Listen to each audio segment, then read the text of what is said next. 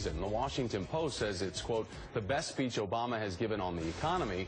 The Grio calls it a provocative speech about race. And Politico says that it is his most substantive on the intersection of race and politics. And this is our topic for the agenda panel today. We have Sabrina Maxwell, a political analyst and contributor to the Grio.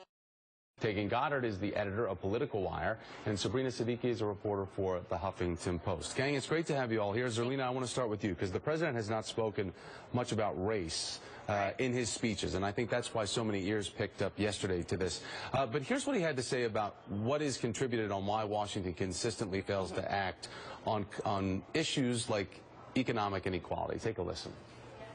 There's the myth that this is a problem restricted to a small share of predominantly minority poor. This isn't a broad-based problem. There's a black problem or a Hispanic problem or a Native American problem.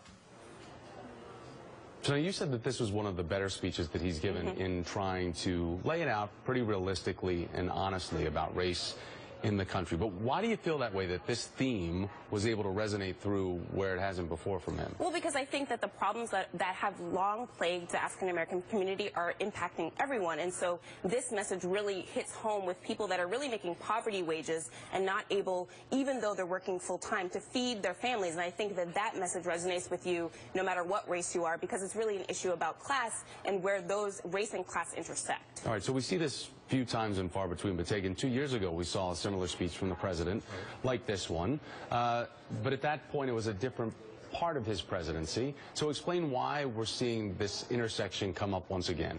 Well, it was a different part of his presidency, but the politics were very similar. President Obama just came off a brutal fight with Republicans over the debt ceiling.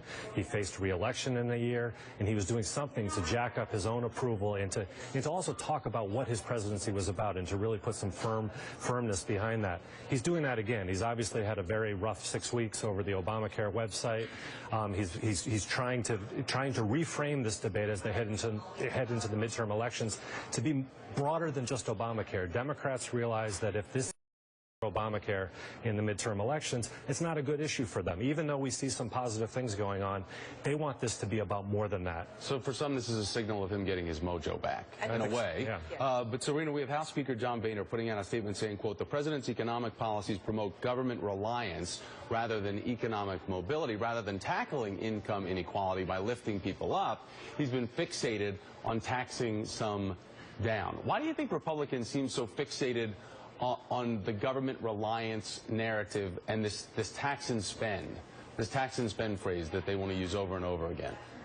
That's the only message that they've been able to promote, and I think that a lot of the Republican message has been similar to actually Mitt Romney's 47% comments, though obviously not expressed in as callous terms. And it's a problem for Republicans because they've spent the majority of the time since the 2012 election fixated on this idea of government dependence, trying to cut food stamps. We also know that they oppose a minimum wage hike. With respect to sequestration, they've only expressed concerns over the defense cuts and not the domestic cuts, which have disproportionately impacted those low-income families who are reliant on programs like Head Start and Meals on Wheels. And the RNC had come up with its 2012 autopsy report. It urged Republicans to reach out to the poor, to not simply be the party of the wealthiest Americans, to address poverty and come up with policies that would actually lift Americans out of poverty. But they've continued instead to push this strictly anti-Obama agenda. And I think that's also why Democrats are kind of reframing the debate around the economy and this concept of fairness, because they know that's a winning issue for them, and Republicans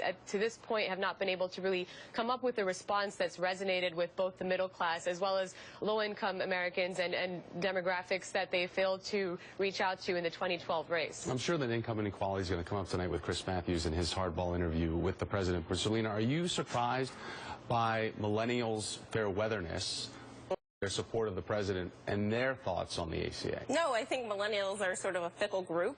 But I think in the end, you know, when people are going to the doctor in January, millennials in particular, they're going to be thanking the president and Obamacare. I don't think that they're going to, you know, stay, you know, with this feeling that they're abandoning the president. I think going to the doctor is going to be a plus for Democrats. Tegan, what do you hope to hear tonight? Well, I think more of the same. I think what you heard yesterday, I think you'll hear tonight on this interview, and I think you'll hear it in his State of the Union address in January. A broader message about what his presidency is about and about why people backed him 2 times for president. He said that yesterday, that this is not my State of the Union. He made a joke about that, and people laughed, but it seemed to hit on a lot of those themes. Sabrina, do you think, though, that that the December 23rd date of when they want to, they want to tout positivity about this until that time, that date, December the 23rd. Do you think that they can get this off the ground and do so? Well, I think they're focusing very hard on doing that, and of course they are a little bit behind, but part of that message will be a key part of this interview tonight. And I think that with the president, one of the biggest problems is, of course, encouraging people to sign up for the health care exchanges, the young population in particular. It is, of course, dependent, the success of the law, on that young bloc signing up, and that is a lot of what we're going to hear tonight, as we did yesterday and in the coming weeks. All right, my thanks to all of you, Zerlina Maxwell, Tegan Goddard, and Sabrina Siddiqui. Remember, you can watch Chris Matthews' interview with President Obama on Hardball tonight at 7 p.m. Eastern.